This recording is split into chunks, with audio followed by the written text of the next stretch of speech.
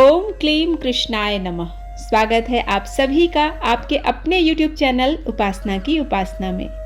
आज के वीडियो में आप रसपान करेंगे आषाढ़ मास के कृष्ण पक्ष की योगिनी एकादशी व्रत की कथा और 11 माता की आरती। पौराणिक कथा के अनुसार युधिष्ठिर ने पूछा, वासुदेव, आषाढ़ के कृष्ण पक्ष में जो एकादशी होती है उसका क्या नाम है? कृपया उसका वर्णन कीजिए। भगवान श्री कृष्ण बोले, हे राजन, आषाढ़ के कृष्ण पक्ष की एकादशी का नाम योगिनी है। यह बड़े बड़े पातकों का नाश करने वाली है। संसार सागर में डूबे हुए प्राणियों के लिए यह सनातन नौका के समान है। तीनों लोकों में यह सारभूत व्रत है। हे राजन, अलकापुरी में राजाधिराज कुबेर रहते हैं। वे सदा भगवान शिव की भक्ति में तत्पर रहने वाले हैं। उनके हेममाली नामक एक यक्ष सेवक था जो पूजा के लिए फूल लाया करता था। हेममाली की पत्नी बड़ी सुंदर थी। उसका नाम विशालाक्षी था। वह यक्ष कामपाश में आबद्ध होकर सदा अपनी पत्नी में आसक्त रहता था। एक दिन की बात है, हेममाली मानसरोवर से फूल लाकर अपने घर में ही ठहर गया और पत्नी के प्रेम का रसास्वादन करने लगा। इसलिए कुबेर के भवन में न जा सका। इधर कुबेर मंदिर में बैठकर शिव का पूजन कर रहे थे। उन्होंने दोपहर तक फूल आने की प्रतीक्षा की। जब पूजा का समय व्यतीत हो गया तो यक्षराज ने कुपित होकर सेवकों से पूछा, यक्षो, दुरात्मा हेममाली क्यों नहीं आ रहा है? इस बात का पता लगाओ। यक्षों ने कहा, राजन, वह तो पत्नी की कामना में आसक्त हो अपनी इच्छा के अनुसार घर में ही रमण कर रहा है।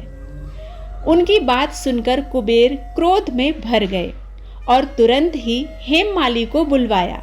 फूल लाने में देर हुई है यह जानकर हेममाली के नेत्र भय से व्याकुल हो रहे थे। वह आकर कुबेर के सामने हाथ जोड़कर खड़ा हुआ। उसे देखकर कुबेर की आंखें क्रोध से लाल हो गईं। वे बोले, ओ पापी, ओ दुष्ट, ओ दुराचारी, तूने भगवान की अवहेलना की है। इसलिए कोढ़ से युक्त और अपनी उस प्रियतमा से वियुक्त होकर इस स्थान से भ्रष्ट होकर अन्यत्र चला जा। कुबेर के ऐसा कहने पर वह उस स्थान से नीचे गिर गया। उस समय उसके हृदय में महान दुख हो रहा था। कोढ़ों से सारा शरीर पीड़ित था, परंतु शिव पूजा के प्रभाव से उसकी स्मरण शक्ति लुप्त नहीं हुई थी। पाप से दबा होने पर भी वह अपने पूर्व कर्म को याद रखता था। तदंतर इधर उधर घूमता हुआ वह पर्वतों में श्रेष्ठ मेरुगिरी के शिखर पर गया। वहां उसे तपस्या के पुंज मुनिवर मार्कंडेय जी के दर्शन हुए। पाप कर्मा यक्ष ने दूर से ही मुनि के चरणों में प्रणाम किया। मुनिवर मार्कंडेय ने उसे भय से कांपते देख परोपकार की इच्छा से निकट बुलाकर कहा, तुझे कोढ़ के रोग ने कैसे दबा लिया? इतना अधिक निंदनीय जान पड़ता है तू, क्यों? यक्ष बोला, मुने, मैं कुबेर का सेवक हूँ। मेरा नाम हेममाली है। मैं प्रतिदिन मानसरोवर से फूल लाकर शिव पूजा के लिए कुबेर को दिया करता था। एक दिन पत्नी के साथ सहवास के सुख में फंस जाने के कारण मुझे समय का ज्ञान ही नहीं रहा। इसलिए राजाधिराज कुबेर ने कुपित होकर मुझे श्राप दे दिया, जिससे मैं कोढ़ से आक्रांत होकर अपनी प्रियतमा से बिछुड़ गया। मुनिश्रेष्ठ, इस समय किसी शुभ कर्म के प्रभाव से मैं आपके निकट आ पहुंचा हूँ। संतों का चित्त स्वभावतः परोपकार में लगा रहता है। यह जानकर मुझ अपराधी को कर्तव्य का उपदेश दीजिए। मार्कंडेय जी ने कहा, तुमने यहाँ सच्ची बात कही है, असत्य भाषण नहीं किया है। इसलिए मैं तुम्हें कल्याणप्रद व्रत का उपदेश करता हूँ। तुम आषाढ़ के कृष्ण पक्ष में योगिनी एकादशी का व्रत करो। इस व्रत के पुण्य से तुम्हारी कोढ़ निश्चित ही दूर हो जाएगी। भगवान श्री कृष्ण कहते हैं, ऋषि के ये वचन सुनकर हेममाली दंड की भांति मुनि के चरणों में पड़ गया। मुनि ने उसे उठाया। इससे उसको बड़ा हर्ष हुआ। मार्कंडेय जी के उपदेश से उसने योगिनी एकादशी का व्रत किया। जिससे उसके शरीर के कोढ़ दूर हो गए।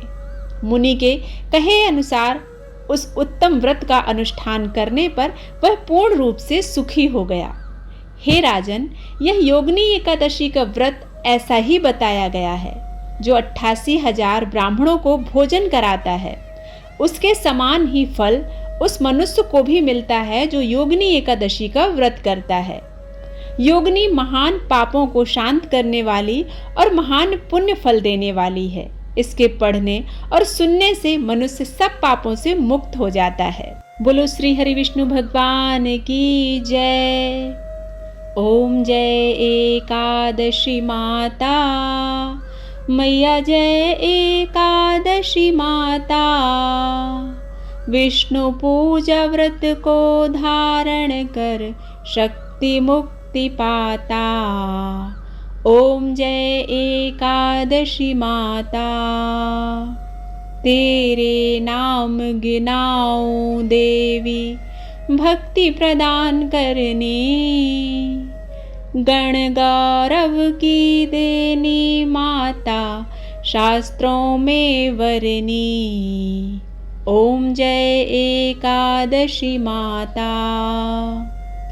मार्गशीर्ष के कृष्ण पक्ष की उत्पन्ना विश्वतारिणी जनमी।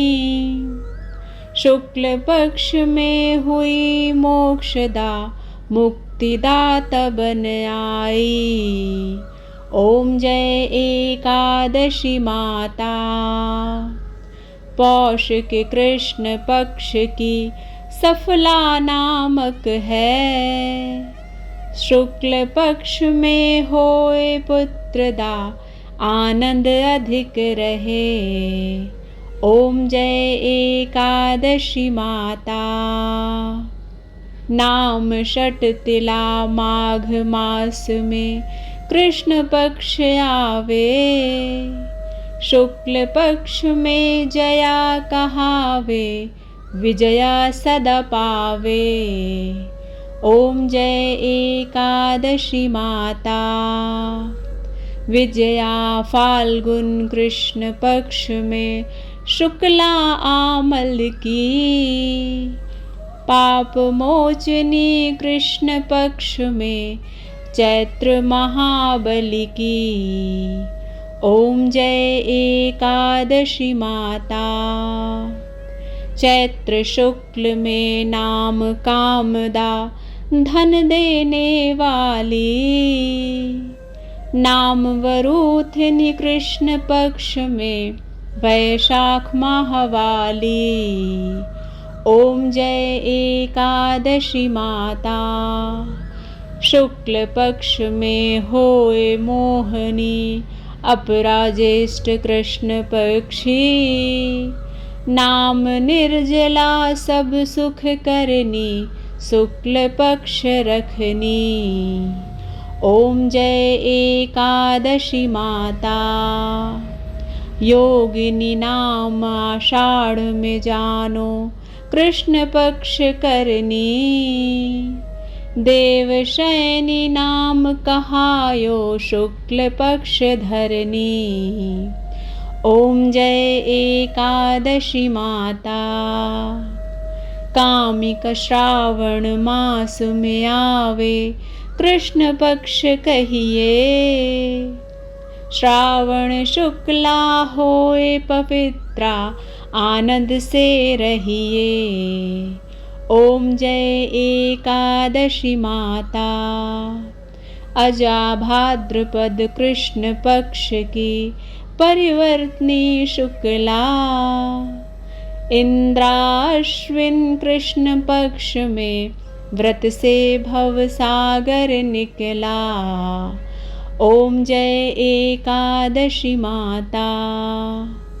पापांकुशा है शुक्ल पक्ष में, पाप हरन हारी। रमा मास कार्तिक में आवे, सुखदायक भारी। ओम जय एकादशी माता।